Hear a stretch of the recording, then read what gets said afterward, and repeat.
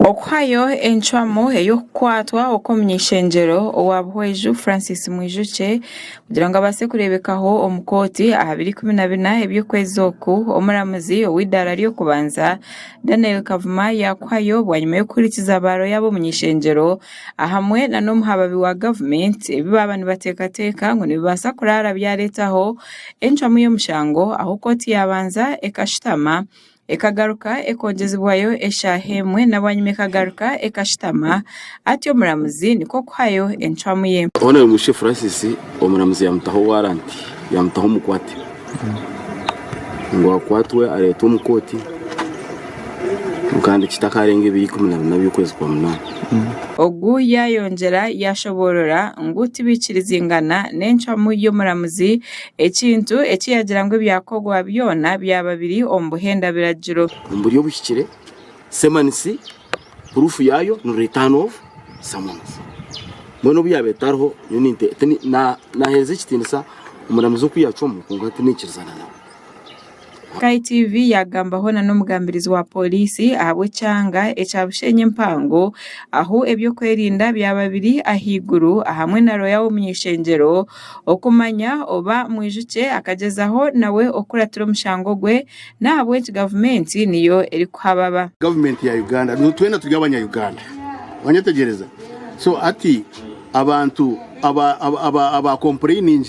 nabo abakunebaringa ejo church bokugira ngo Mwijuche akinciting violence. It's okay kunogira ngo Mwijuche he followed up his case akwana wakamutera bamwinjaringa so much kunogira ngo akafollowing up file ye baji sanctioninga bari two mukoti nabo ejo case would proceed. Omuntu watabaza umushango utakuratire tumushango orikunyugwa niwe kitabaza niwe kitabaza konkogo ukatabaza bwa government ya Uganda wayizere guhoza na state yajya Mwijuche bamuhubwire umuramuzi yajya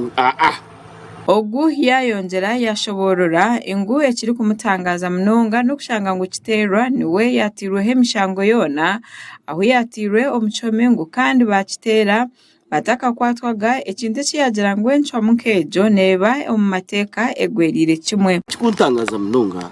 no kushanga ngo kiterwa nuwari kutekwa omushango rero bakitera tina hibari bakabaresera mukoti bakumuntabasa kwijana n'ubufuta ukaba n'uwatera itumberagiro umuntu twari kwijana n'ubufuta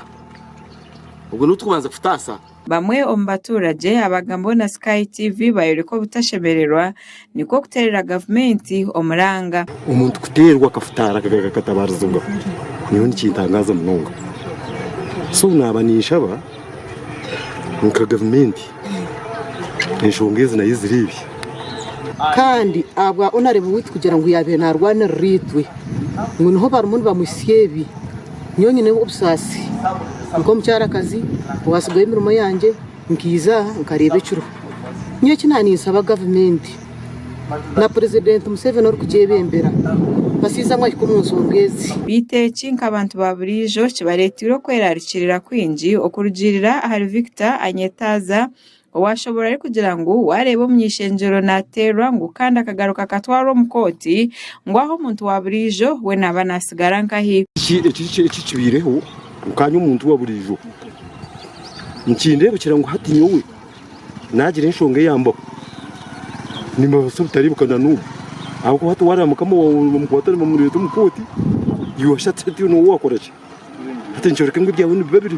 ahasande eyebiro 12 ebyokwezi kwa katano shanki 10 zo mwabazyo bakanyama bakatahirira Honorable Mwijuche ahamwe n'abakristo abekerezia ya Nyamabare omwishaza ya Bweju West babatematema otireho no kubatera amabare aba bakatunga obuhuta aho Mwijuche yayirukangizibwe na no mwirwariro area Nairobi okubasa kutunga obujanjabi obwenjireyo